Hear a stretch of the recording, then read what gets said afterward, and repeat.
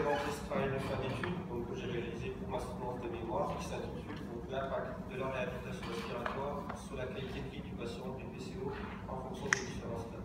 Donc voilà un aperçu du plan que nous allons suivre durant toute ma présentation. Donc comme vous le savez tous, la BPCO en 2016 c'est un enjeu majeur de santé publique dû à l'augmentation de plus en plus importante du nombre de fumeurs et elle pourrait devenir en 2020 la troisième cause de mortalité. La réhabilitation respiratoire, qui est l'outil essentiel à la prise en charge de ces patients, est encore trop peu ou trop mal utilisé par le praticien. Le masseur-kinésithérapeute en est pourtant l'un des acteurs principaux. Mon choix s'est porté sur cet intitulé précis car peu de professions médicales et paramédicales connaissent réellement l'intérêt et l'efficacité d'un programme de réhabilitation respiratoire. Une multitude d'études se sont intéressées au déclin du VEMS, de la force musculaire ou encore de la tolérance à l'exercice, mais peu de travaux s'interrogent sur la distinction entre les différents.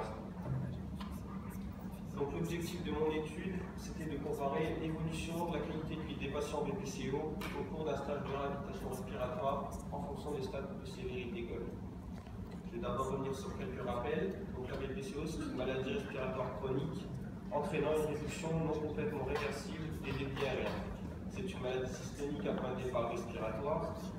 Le diagnostic est réalisé par une épreuve fonctionnelle respiratoire mettant en évidence un trouble ventilatoire obstructif.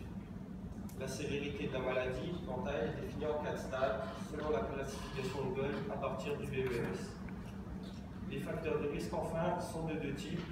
Pour les facteurs de risque exogènes, comme le tabagisme qui représente 80% des cas, et les facteurs de risque endogènes.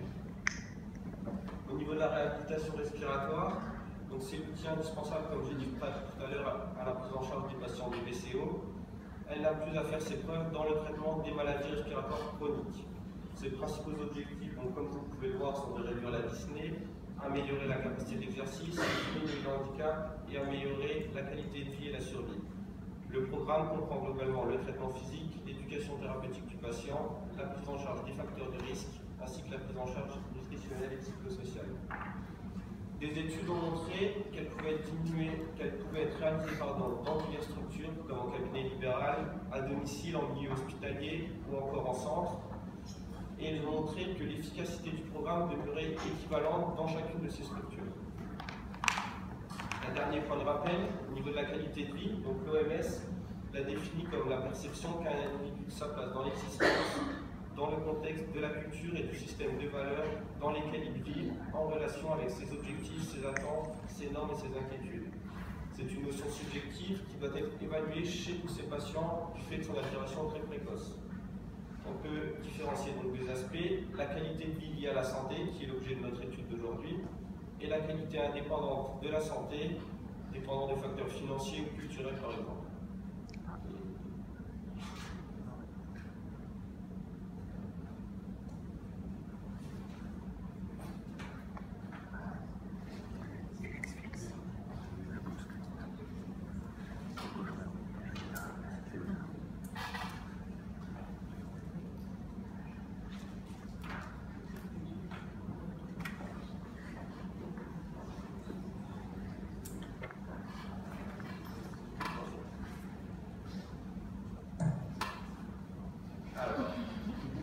Voilà un schéma qui illustre bien l'importance de l'évaluation de la qualité de vie chez ces patients.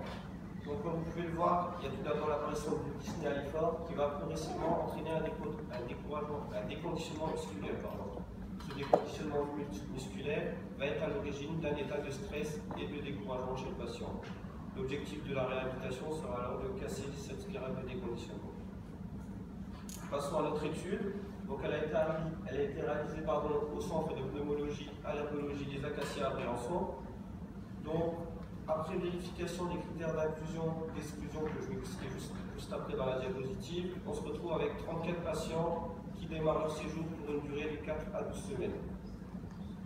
Donc les critères d'exclusion sont des patients BPCO de stade 2 à 4 selon la classification de GOL, participant à un programme de réhabilitation respiratoire.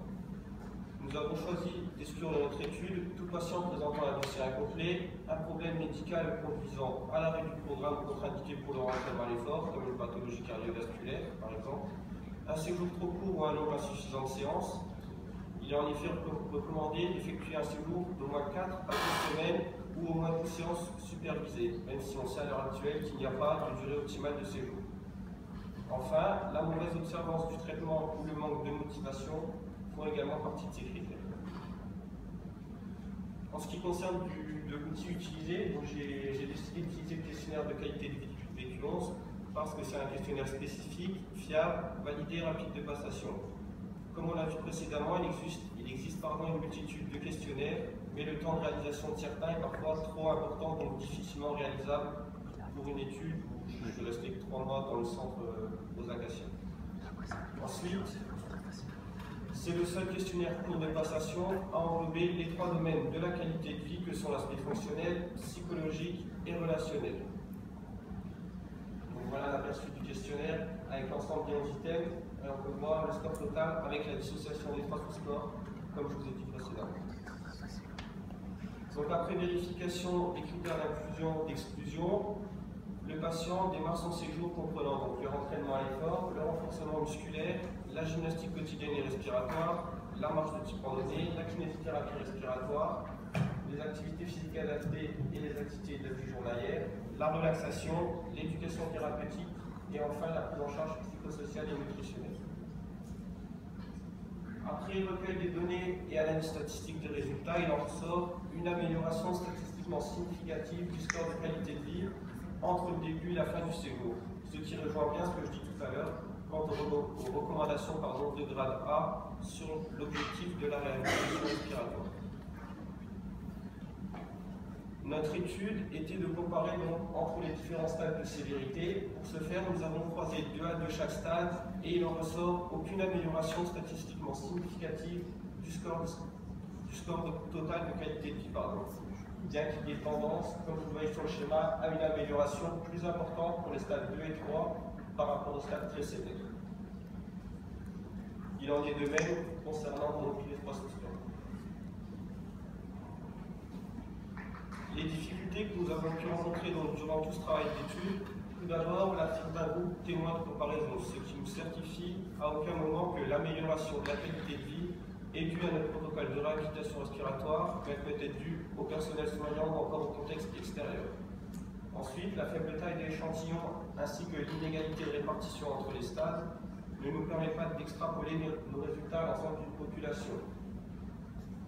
Nous avons donc décidé d'une durée de séjour de 4 à 10 semaines, ce qui peut être également un biais à notre étude, même si, comme j'ai dit tout à l'heure, il n'y a aucune durée optimale de séjour, mais des études ont montré que plus la durée est importante, meilleure serait l'efficacité du plan.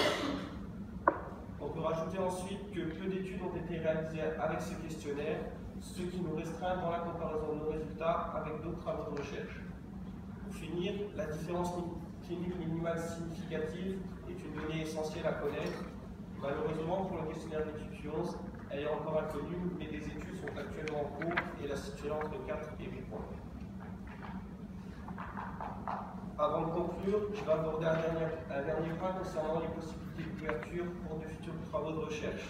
Donc nos résultats, ainsi que d'autres travaux d'études, nous amènent à dire que la classification GOLD n'est sans doute pas la plus appropriée, car elle ne tient pas compte des différentes facettes de la maladie.